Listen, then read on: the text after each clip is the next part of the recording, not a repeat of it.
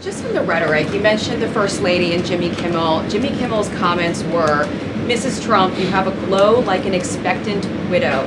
And he said this days before the shooting, but there does seem to be a normalization of rhetoric about assassinating this particular president. How can this administration try to put an end to this? Well, I think you heard it directly from the president on Saturday night, Aisha, that in his words, we need to recommit ourselves as a country to toning down the rhetoric and to unifying around what makes our country great. That's true of everyone who works in this White House, but as I said, it's also true of everyone who has a voice and a platform across this country, whether you're on television, a podcast host,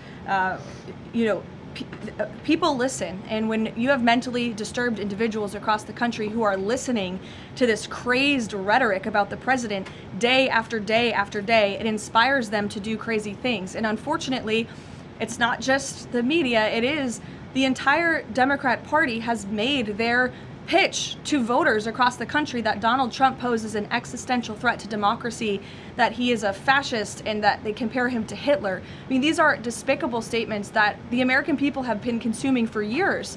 And so many mentally perturbed individuals are led to believe these words are truth and then are inspired to act on it. I have a whole host of examples that we can share with you after. It is pages and pages of major Democrat Party elected officials saying, such as Rep. Hakeem Jeffries just this month said, "We are in an era of maximum warfare everywhere all the time." Governor Josh Shapiro said heads need to roll within the administration. Senator Alex Padilla said people are, quote, dying because of fear and terror caused by the Trump administration. Senator Elizabeth Warren, President Trump is making the country look like a, quote, fascist state. Senator Adam Schiff saying President Trump using a dictator playbook. Senator Ed Markey calling President Trump a dictator, saying that this administration's actions are authoritarianism on steroids. Governor J.B. Pritzker, never before in my life have I called for mass protest disruptions. These Republicans cannot know a moment of peace. You have Rep. Presley saying, "We'll see you in the streets." Rep. Monica McIver, a Democrat representative on Capitol Hill, "We will not take this shit from Donald Trump. He thinks he's a dictator. We are at war." These are Democrat elected officials calling for war against the President of the United States and his supporters.